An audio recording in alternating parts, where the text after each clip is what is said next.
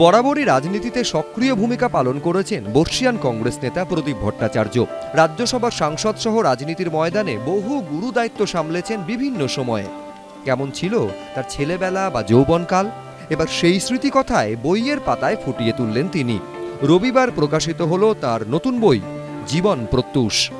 সিউড়ি শহর এবং বীরভূমের লাল মাটির সঙ্গে বস্তুতপক্ষে আমার সম্পর্ক একেবারে জীবন সূত্রে। বীরভূমের বিভিন্ন প্রান্তে আমি ঘুরে আমার যেটা মনে হয়েছে, বীরভূমের ভেতরে শৈব শক্তি, শাক্ত ধর্ম, বৈষ্ণব ধর্মের সম্মিলিত রূপ আছে।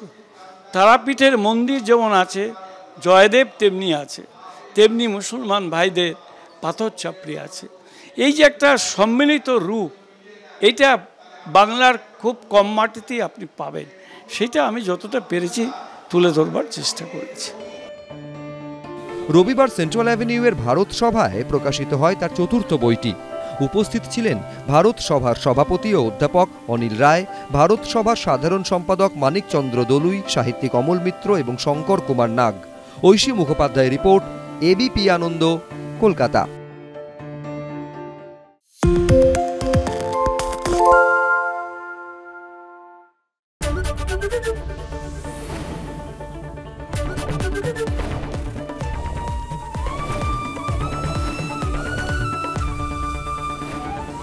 এবিপি আনন্দ, এগিয়ে থাকে, এগিয়ে রাখে।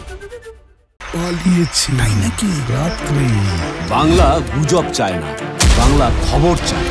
বাংলা খবর, বাংলার খবর।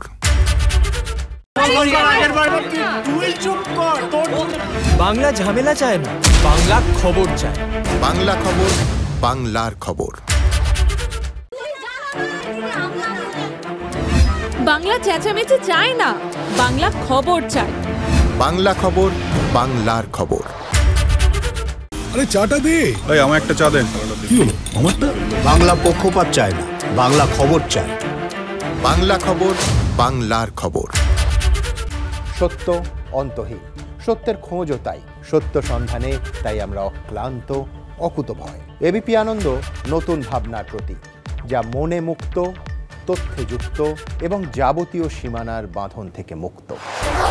সীমা না শব্দটির মধ্যে লুকিয়ে আছে মানা শব্দটি, যেন চোখ রাঙানি এক অদৃশ্য বেড়াজাল, যা আটকে রাখে আমাদের এক ছোট্ট গণ্ডির মধ্যে।